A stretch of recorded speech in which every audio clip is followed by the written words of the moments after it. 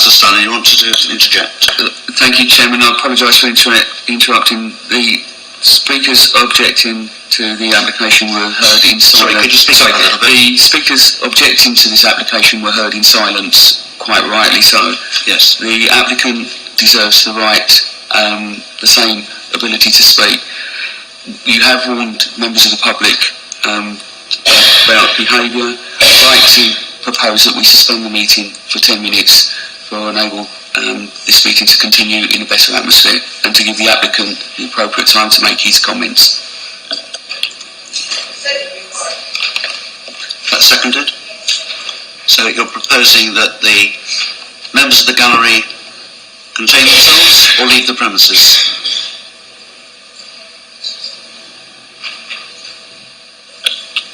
Chairman, I think it's appropriate that the residents who are here to listen to the discussion realise that we need to be able to hear both sides in silence. I'm quite happy that if there is no further interruption, that we can allow the meeting to continue. But if there is, I have got a proposal on the table, so I'm quite happy for that. My proposal and the seconder to suspend that proposal at this time, as long as there's no further interruptions. Did everybody hear that? And does everybody understand the situation? This is a serious meeting. We make big decisions on behalf of the entire community. We've listened carefully to the objectors. You must allow the committee to listen correctly to the applicants and the presentation by the officers. You've continued to disturb the meeting. I would like you to stay because I'd like you to hear what goes on. But if it's going to continue, I will have to ask you to leave. So you have the choice. You either stay in the meeting and not pass any further comments at all, or applauses, or anything that disturbs the meeting so it can continue. If you're happy to do that, we will continue. If you're not happy to do that, I'm going to have to ask you to leave. So the choice really is yours. As soon as we pay your wages and you don't pay our wages. Excuse me, I don't get wages at all. Chairman, okay. We now have no option but to ask the gallery to leave the building. No. I mean, I would say that the disturbance is caused by a relatively small number, and I don't see why the majority of people who've come along here to hear what is said should be penalised as a result. I agree that if there is disturbance, then those who are causing it should be required to leave, but I don't see any need to suspend the meeting at this stage or to clear the gallery at all. But I have never, ever been involved in a meeting where I've heard the C word, the W word, the F word used vocally. It's all on webcam. It's made a complete mockery about everything that we stand here for. We're here for our residents. We're here for people like that. And so there's a show of hands to suspend the meeting until the gallery is cleared. Show of hands. 7, Chairman. Yeah, I think Debden needs development. It's very run down overall. We've seen one or two instances of good development in Debden in recent years. I'm thinking of the Cure building and the Higgins building, and to some extent the college, which are quite attractive buildings, and they've got very pleasant landscaping around the buildings. In terms of Broadway itself, I think it's pretty horrendous looking. It can really do with landscaping, lack of trees and greenery. It's just a really oppressive feel to it. My personal opinion is, and I do know that area of Debden quite well. I've driven through there many times in the last couple of years. And I feel that a development like this could be a catalyst for regeneration in that area. I've seen in other towns in recent years that it only takes a development like this to really spark the imagination of other business owners and bringing new businesses, unique businesses, independent businesses into that area. You can't rely on the local people and the local community to keep your business areas afloat. You need to be favourable to many different people from different areas. You need people coming into that area specifically to have a nice shopping experience. And personally, I think this could do that and then spark a regeneration in that area of Debden that would be of benefit. This kind of development, on the contrary to many beliefs, where it could have a detrimental impact, I don't see that from what I've seen in other areas like Chelmsford, like Harlow. When you have a development like this, it lifts everybody's business.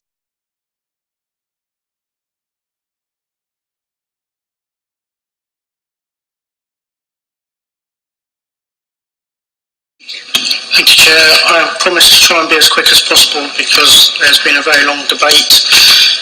I'm obviously the other ward councillor for this application. I also live on the estate, so I do very much obviously understand the area. First of all, it's quite interesting, quite aptly timed that the Prime Minister in Prime Minister Question Time today made a statement about pubs. I'm a great believer in a healthy pub industry. They are often at the heart of the community, which obviously we all appreciate that. But I do think it's quite right, and I obviously thank the applicants that they are still considering to put a pub as part of this development. Listening to members of the committee, it's quite interesting when you hear people talk about the character of where you live, because residents certainly don't agree with a number of members that have described Debden the way I have. And also, Councillor Chris Whitbread, as our leader of the council, recently mentioned about the St John's Road Epping, and I only mention that because he was talking about the High Street, and he was saying preserving the High Street, Epping, because its essential character. Debden has an essential character, and local people wish to keep that character. He is also quoted in saying, it has never been my view that maximising the financial or return on the council's land holding should be the only objective of the authority. Community benefits are equally important to have in mind, which I totally endorse. I'm a realist. I know that there is empty council land around that site that we should be maximising. I am for development. As a local, I am for development. Do I want to see the Winston Churchill Pub go? Not really, because I know a lot of elderly residents love that as a landmark. We talked about, from the applicant's point of view, that it's losing money. Well, actually, the current management are in profit, and they're the first landlords to be in profit in years, to 35%. However, I do agree with Councillor Natman that in the longer term, the pub itself is not viable the way it is at the moment.